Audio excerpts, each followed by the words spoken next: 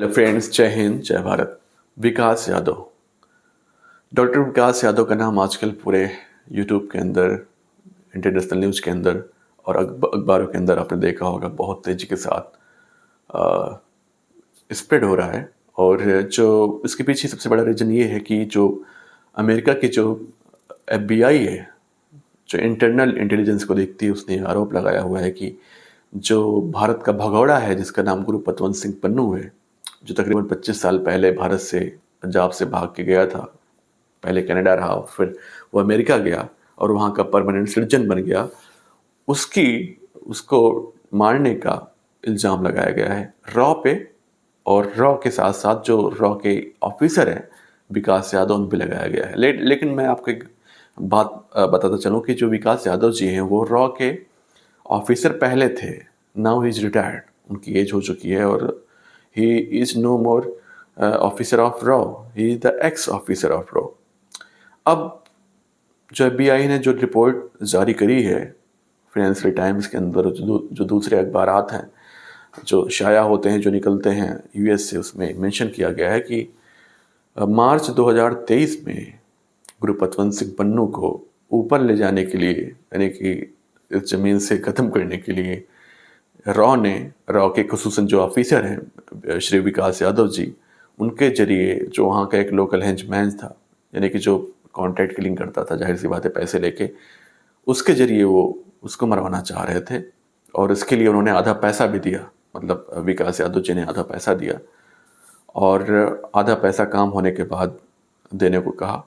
लेकिन अनफॉर्चुनेटली जो वो हेंचमैन था US का, वो निकला, जो वहाँ के FBI है, यानी कि जो इंटेलिजेंस एजेंसी है अमेरिका की, वहाँ का आदमी निकला। और फिर इससे जो वह बात वो लीक हो गई और फिर बाद में FBI ने इस पर तहकीक करना स्टार्ट किया, रिसर्च करना स्टार्ट किया। तो बाद में रॉ का नाम आया और रॉ के जो ऑफिसर है विकास यादव, जो वहाँ के फील्ड ऑफिसर थे, उनका नाम आया। अब ये जो मैंने सारी कहानी बताई वो FBI की कहानी है। FBI मान रही है कि जो विकास यादव हैं वो रिटायर्ड नहीं हुए हैं, वो अब भी रॉ के लिए काम कर रहे हैं।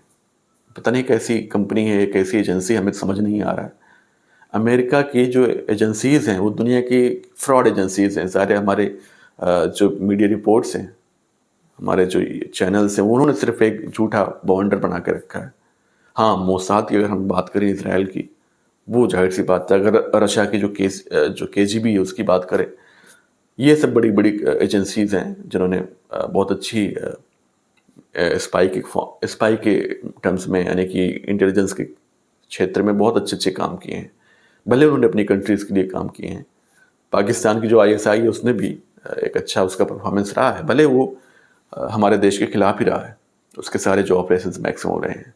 लेकिन अगर आप स्कोर देने में बात करते हैं तो जाहिर सी बात है, जो बेहतर करेगा वो अच्छा करेगा। हमारी एजेंसी ने कितना अच्छे अच्छे काम किए, रॉ ने। अब देखें, अगर हम इसको ज़रा देखें कि अमेरिका जो ये रिपोर्ट शाया कर रहा है, इसके पीछे पॉलिटिकल रीजन क्या है। इंडिया जो कि ब्रिक्स का भी हिस्सा है और उसका सम्मेलन भी होने जा रहा है, जिसमें ब्राज़ील, रशिया, इंडिया, चाइना, ये सारी कंट्रीज़ हैं।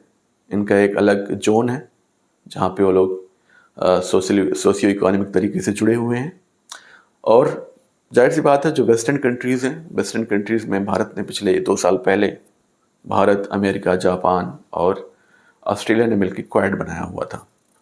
अब इस क्वाड जो है, क्वाड में जाहिर सी बात है जो अमेरिका है वह डोमिनेटिंग है, क्योंकि इकोनॉमी के लिहाज से, पैसे के लिहाज से, एम्प्लॉयमेंट के लिहाज से, ज़मीन के हिसाब से, रिसोर्स के लिहाज से, पेट्रोलियम एंड नेचुरल गैस के लिहाज से, डिफेंस के लिहाज से, टेक्नोलॉजी के लिहाज से, हर तरीके से वो दुनिया में नंबर 1 है, डोमिनेटिंग है। इससे तो कोई इनकार नहीं कर सकता है। अब वो चाहता है कि जो भी वो रूल ऑफ लॉ बनाए और उसको UN के जरिए, चूँकि UN जानते हैं आप, वो और कुछ नहीं है, वो US का ही एक हिस्सा है। वो बस बेवकूफ़ बनाने के लिए सिर्फ बेवकूफ़ बनाने के लिए कहा जाता है कि जो UN है उसमें सारी कंट्रीज़ का रोल है, सारी कंट्रीज़ का बराबर हक है, जबकि ये बिल्कुल फ्रॉड है। चूँकि UN को फंड करता है, अमेरिका फंड करता है, मैक्सिमम फंडिंग वहीं से आती है, तो UN उतना ही करता है, उसी परसेप्शन को फॉलो करता है जो US कहता है, जो US का परसेप्शन रहता है। यूनाइटेड नेशन से जो USA की ख्याल है, इन अ वे आप ये भी कह सकते हैं। तो यूएन के कुछ चार्टर्स हैं कि एक ह्यूमैनिटी होनी चाहिए, फ्रीडम ऑफ स्पीच होना चाहिए। तो ये जो ह्यूमैनिटी और जो फ्रीडम ऑफ स्पीच है, ये दो राग अमेरिका बहुत अच्छे तरीके से अलापता है और इन दोनों का बहुत फ़ायदा उठाता है। और इन दोनों का फ़ायदा उठा के वो दूसरी कंट्रीज़ को, दूसरी कंट्रीज़ के सिटीजन्स को और दूसरे लोगों को बहुत बहकाता है। इसमें वो बहुत पारंगत है। अभी जब 7 अक्टूबर 2023 पे जब हमला हुआ और उसके बाद फिर जब इजराइल ने रिटेलिएट किया पैलेस्टाइनियंस के खिलाफ, तो अमेरिकन यूनिवर्सिटीज़ के अंदर कई सारे अरब जो बच्चे थे, वहाँ के जो स्टूडेंट थे, उन लोगों ने इजराइल की इस बर्बरता के खिलाफ रफ़ा के अंदर और जितने भी दीगर गजा के अंदर जो अटैक्स हुए थे इजराइल के द्वारा, इजराइल आर्मी के द्वारा, उसका विरोध किया। जगह जगह मार्च निकाले गए थे, कैंडल मार्च निकाले गए थे।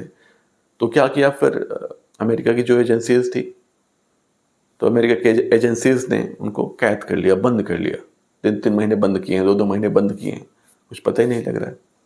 अब इनका जो फ्रीडम ऑफ स्पीच है वो कहाँ गया?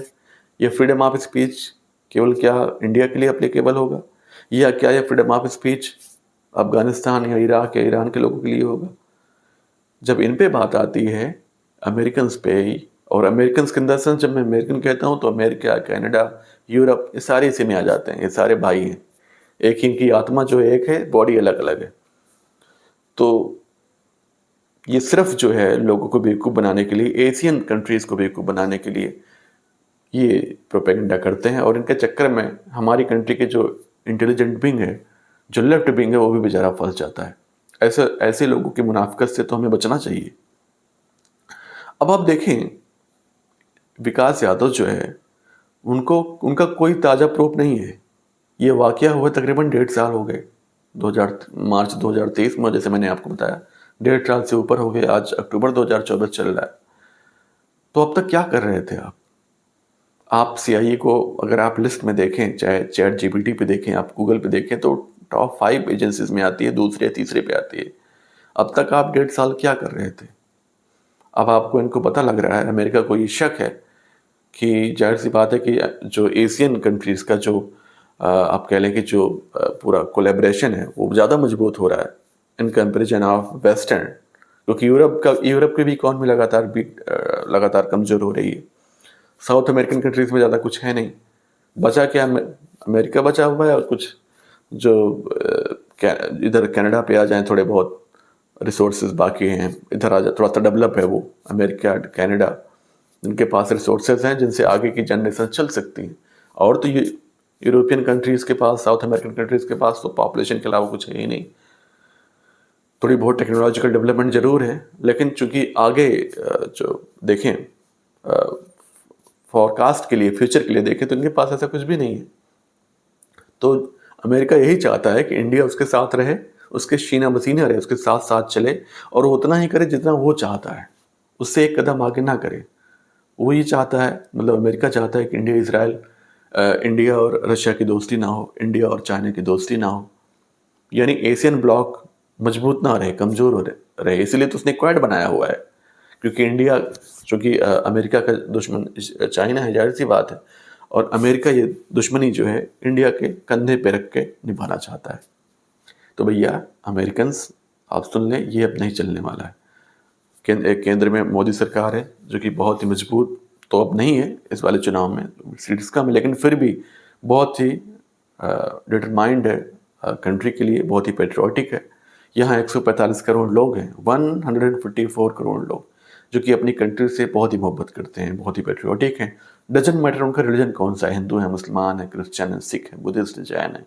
हम आपके प्रोपेगेंडा में, या हमारी सरकार गवर्नमेंट ऑफ इंडिया आपके प्रोपेगेंडा में नहीं आने वाली है, क्योंकि हमारा साफ है, आपका ये जो लबादा है फ्रीडम ऑफ स्पीच का, ये अब नहीं चलने वाला है।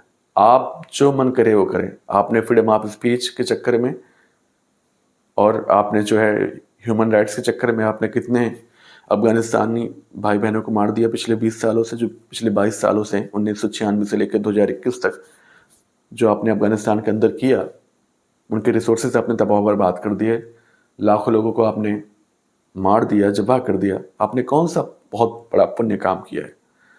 लेकिन आप जो है दुनिया में आए जाते Bharat, Pakistan, Bangladesh, Myanmar, China, Bhutan, Sri Lanka, Canada, Russia को आप बातें छोंकते नज़र आते हैं, लेकिन आप में वो सारी चीज़ें कुछ भी नहीं है। आप मतलब अमेरिका वो बच्चा है जो सिर्फ चापलूसी करता है टीचर्स की, और टीचर के निकल जाने के बाद उनकी बुराई करता है दूसरे टीचर से। आपकी भी यही हालत है।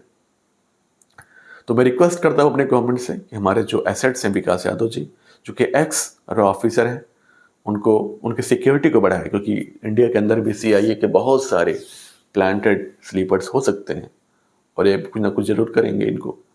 तो इनकी सिक्योरिटी को बढ़ाए। हमारे जो दूसरे ऑफिसर हैं डॉक्टर, जो हमारे दूसरे ऑफिसर हैं निखिल गुप्ता जी, जिन्हें 3 महीना पहले तकरीबन CIA ने ज़बरदस्ती उनको पकड़ लिया, अरेस्ट कर लिया, और जो उन पे भी इल्ज़ाम लगाया वो निज्जर की हत्या का इल्ज़ाम लगाया। और इसमें जो कैनेडियन इंटेलिजेंस एजेंसी थी उसने मिलके बाकायदे CIA के साथ मिलके ये पूरा काम सरअंजाम दिया। क्योंकि जाहिर सी बात है कनाडा और इंडिया के जो रिश्ते हैं आजकल से नहीं, मैं कहूँगा तकरीबन 2 साल से पिछले बहुत ही ख़राब रहे हैं। क्योंकि जो कनाडा का जो प्राइम मिनिस्टर है ट्रूडो, उसे जो सिख हैं यहाँ के, जो माइग्रेटेड सिख हैं इंडिया से, उनका वोट चाहिए, और अकेले वो जो है मेजॉरिटी में सीट नहीं ला सकते हैं। इस वजह से उनको उनकी चापलूसी करने के लिए, पोलराइजेशन करने के लिए और उनको प्रेज करने के लिए, ताकि जो सिख वोट है उनके हक में पड़े, और जो सिख पार्टियां हैं, जो जसमीत सिंह की पार्टी है, वो उनको हेल्प करे चुनाव में या गठबंधन करे उनके साथ, ताकि आगामी जो इलेक्शन होने वाला है कनाडा के अंदर प्राइम मिनिस्टरशिप का, वो अगेन प्राइम मिनिस्टर बन सके। तो ये सारा काम सोशियो पॉलिटिकल चल रहा है। कनाडा कोई सिख को साथ प्यार नहीं करता है, और ना ही कनाडा किसी टाइप का कोई खालिस्तान है सारी बातें नहीं चाह रहा है। वो सिर्फ अपना पॉलिटिकल रोटी सेक रहा है।